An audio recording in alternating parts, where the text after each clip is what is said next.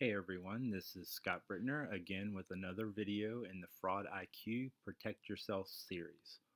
This video is how to protect yourself against debit card fraud.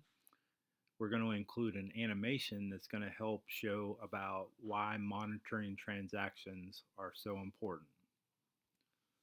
In an earlier video, we talked about one of the ways to identify fraud on your account was to monitor the transactions in online banking. The animation video you're going to see shortly is going to specifically talk about why it's so important when you monitor your transactions to look specifically at local transactions.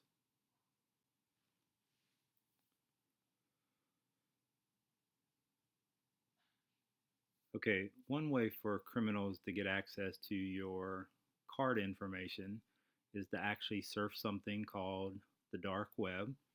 On the dark web, there's a lot of places, very much like eBay or Amazon, but for criminals. So for the purposes of this video, let's pretend the criminal logs on and downloads a card number for a customer in Greenville, North Carolina.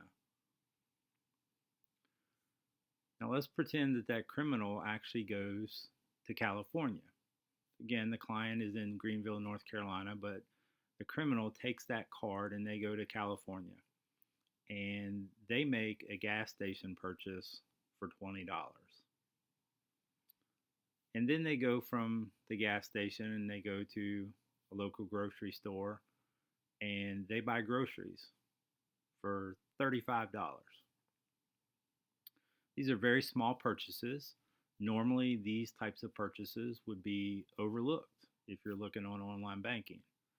The thing is, when the Greenville, North Carolina actual cardholder logs on to online banking, it's actually very easy to identify these types of transactions because even though they're low dollar, they actually occurred in a different state. For example, you've never been to California, but you see these show up. Now, let's take the exact same scenario. Same criminal downloaded the card number of a Greenville, North Carolina client, and they go to Greenville, North Carolina, and they make the same gas station purchase for $20. And then they drive across town and they go to a grocery store and they make the exact same grocery store purchase, $35. This is the type of scenario where if you're not careful, if you don't truly monitor all your transactions, these are the type of transactions that can get past you where you're not going to identify the fraud because the fraud are low dollar transactions, but they're within your local area. So it'd be very easy to think that you went to, let's say, a Sheetz and got $20 of gas, and you went to Walmart and bought $35 worth of groceries. So as you saw in our short animation video, that is why it's so important when you monitor your online banking transactions that you even look at the local transactions to try to identify fraud on your account. Because remember, the sooner you identify the fraud on your account, the sooner you can let your bank know.